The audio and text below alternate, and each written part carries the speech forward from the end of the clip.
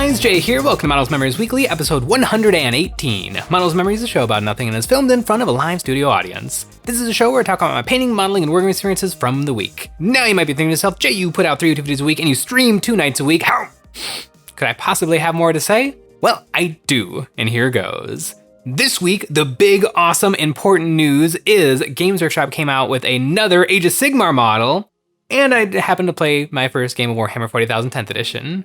But first, let's get the real stuff out of the way first. Age of Sigmar, everybody's absolute favorite game. I really, really like the new Cities of Sigmar faction that they're doing. Like the old Cities of Sigmar, the old Bretonnians. I know Bretonnians are like a mega fan favorite thing. Everybody absolutely loves them. They're so old. They're so old. They're so crunchy. The old pikemen. There was some fun flavor there, and like kind of medievally renaissance-y stuff is neat, especially when you add just a little bit of fantasy to it, like that one guy riding a griffin or some of the dragons and stuff. So that stuff can be really cool. But the new ones are sort of just the old ones, but they just look really good. They remind me of the new Tyranid the new Tyranid Gaunts versus the old Tyranid Gaunts, the ones that are coming in that Leviathan box that we here at EonsOfBattle, we got 2 on pre-order. They're on the way. But just, the classic model is just a little empty. It's a little bland. But the new one, it's just, they just dipped it in detail. Not to say like that they covered it in gems and chains and stuff, but just, there's just more to look at. You can zoom in a little further on the picture because of the clarity. And this new Cities of Sigmar character is an ogre with the little dude on top. This is obviously a model stolen from the Cruel Boys because they have that little creepy crawly guy with a Cruel Boy on top. That seems to, some people really, really dig it, and some people seem to think it's a little creepy, which I think is the correct answer. It's both. It's really creepy and really fun.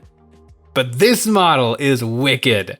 I really love the details. I love the way that they're doing shields, where there's enough going on where if you just slap on contrast paint, it'll look really nice, but also it leaves you enough room to throw a decal on there or maybe paint some stripes on there if you want to do something a little more fun. But it's a dude riding a dude. It's so good.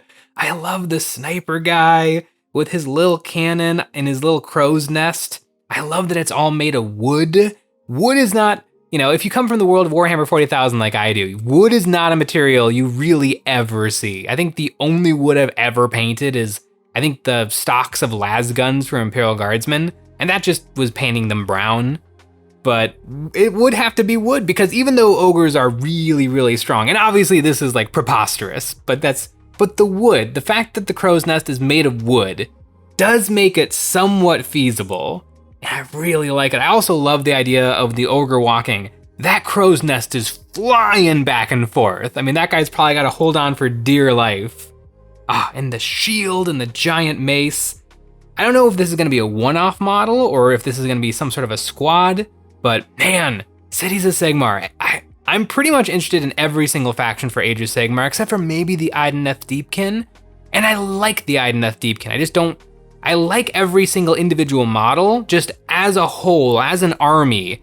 It feels very fish tank decorations. And it doesn't help the way Games Workshop painted them, but man, the factions for Age of Sigmar are so inventive and fun to look at. And this, how good would it look? You got the horses and the guys with their pikes and swords, and then you got one of these things. Tall models, even though they can be frustrating in terms of transportation and knocking them over all the time on the battlefield, they add so much table presence to have really tall models. That's one of the reasons I love back banners so much for the Space Marines. I try to include as many banners as possible because whenever really you look at models from like a 30-degree angle, because that's the angle from your head to the tabletop. And so when things are tall, you really, really notice them.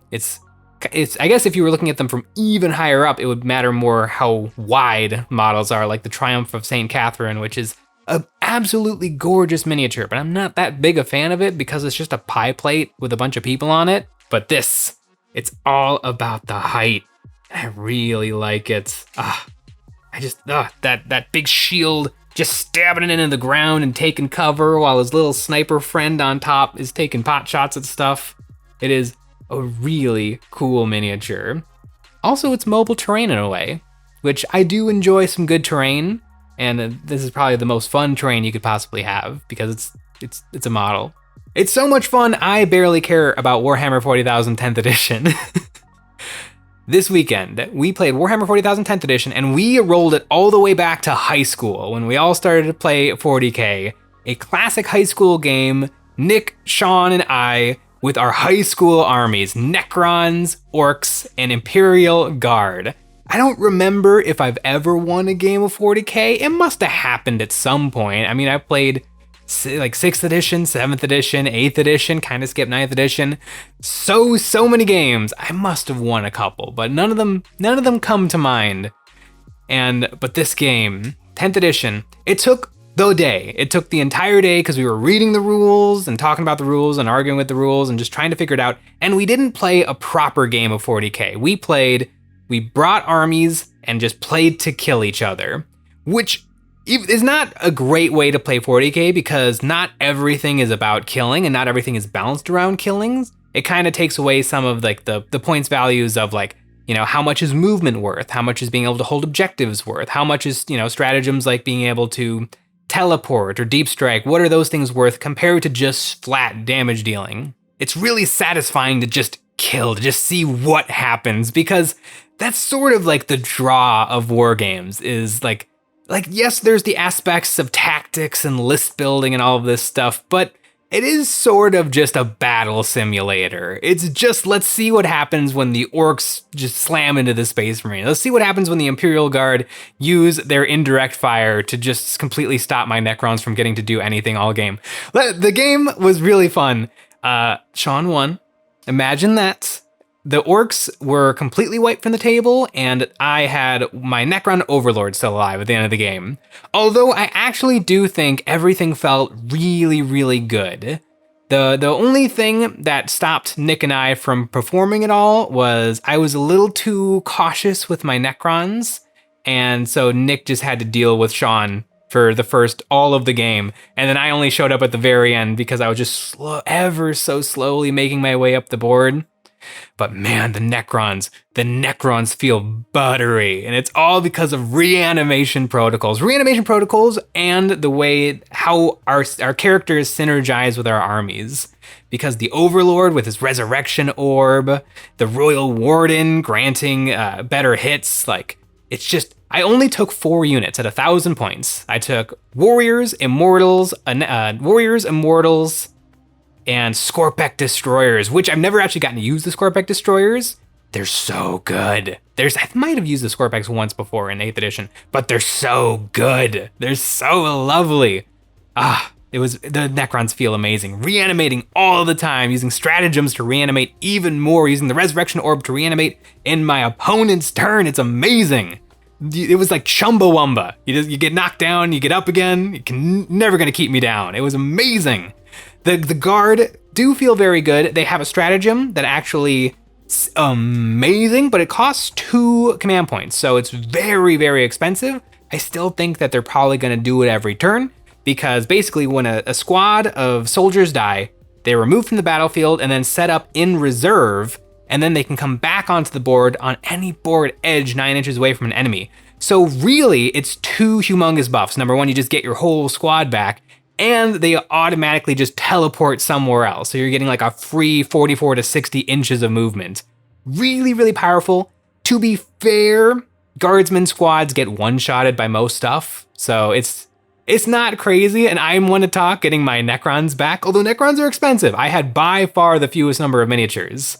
But, the Imperial Guard. The indirect fire was a little much. I've heard rumors, and I don't know if it's rumors or wishing from people online that they do something with indirect fire, because you just get to pick something on the board and it gets hit. There's no aiming, there's no real way to stop it. And he brought 1 Basilisk and 1 Whirlwind, or not Whirlwind, what's the Imperial Guard thing with the big giant missile on the top? It's the Imperial Guard tank with the big giant missile on top.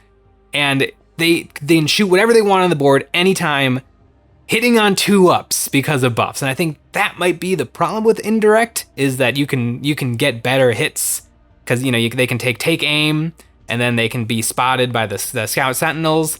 It's a little much for indirect fire to hit on 2-ups. because it's all of a sudden, literally, you're not even buying a unit because you just let it sit on the backfield the entire game. You're literally just buying a power-up. You're buying an orbital laser is what you're buying with those units. So hopefully indirect fire doesn't become too mean, because you could easily take 3 basilisks and 3 of the missile tanks, and it's a problem because they're cheap. I think a basilisk is like 110 points. It's really inexpensive to bring them.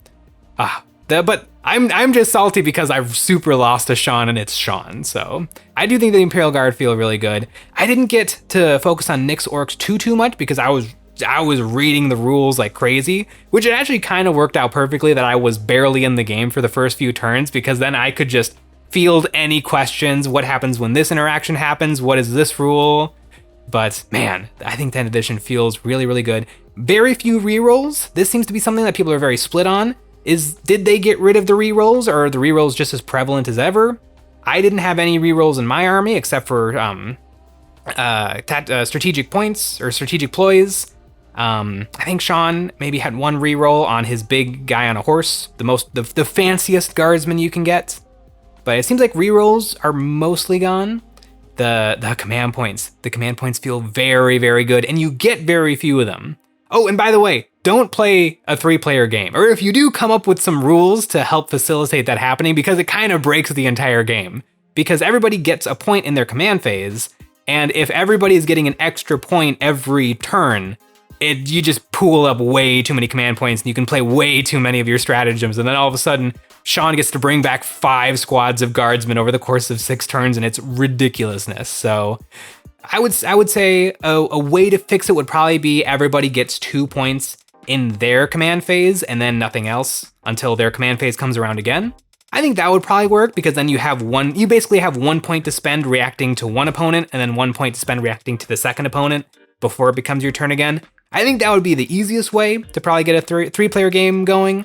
It's obviously not meant to be played at 3 players, but sometimes you just have some buddies over and you want to have a good time, and you don't want to be like, well, tournament regulation, let's make sure that everything is absolutely perfect. No, just make it up, bring everybody into the game, and have tons of fun. 10th edition is looking great. I don't know in terms of balance what all the other factions are, because I've played 1 game with 1 faction. I have so many more though. I've been going hard on my Black Templar, trying to get them all ready to go.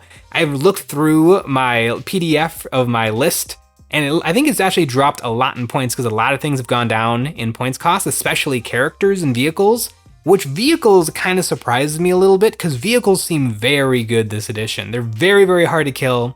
Meltas, I think, and you can shoot at a tank with your regular guns, but it's gonna be hitting on 5s, wounding on 6s, and then they get their 3-up or 2-up save, almost not even worth shooting it. You almost need to wait for those melta guns and las guns, strength 9, 10.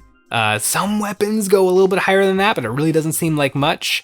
I really want to bring the Necron Tachyon arrow, because it's always been kind of a hilarious gimmick, but I don't know if it's as good as the Resurrection Orb. Maybe if I can bring multiple Overlords, which I can do, I just don't know if I have the points for it. 10th edition has got me really excited for to play the game of Warhammer 40,000 again, which 9th edition didn't. Not throwing huge shade at 9th edition, but it just didn't look like that much fun. And there's still a couple of things that they're just not my absolute perfect preference for 10th edition. I think the perfect number of points for winning the game is around 20. I think that's a really good number, easy to keep track of. Every single point feels important. I don't it's okay, I get 5 points from this, 7 points from that. It's a little much. And I was watching battle reports of 9th edition, people were getting into the triple digits of victory points. That seems a little much. I don't want to do that much math. Even though it's not much math at all, I don't even want to do that level of math. But man, excited for Warhammer 40k 10th edition. Really, for 10th edition, the only thing holding me back is not quite enough terrain. Luckily, our Patreon has the answer. Over there, we have a brand new STL terrain set every single month. This month, we have the Gothic Modular Trenches, a grimdark network of walkways with bits to make them Imperial or Chaos. We also make one episode of Eons of Battle every single week, where we take a look at our viewers' miniatures and give some ideas and critiques of how to improve their painting. We host live Discord hangouts, and we have a tier you can get your name on one of my Black Templar Space Marines, and you can join the Immortal Crusade and take part in my battle against Sean. We also stream on Twitch every Tuesday and Thursday from 5:30 to 8 p.m. Central Time. 10th edition is looking really cool, and as cool as Age of Sigmar is looking out of the corner of my eye, it's pretty far in the corner of my eye because 10th edition. 10th edition is here, Warhammer 40k is back, baby! And I'm really excited. Thanks for watching.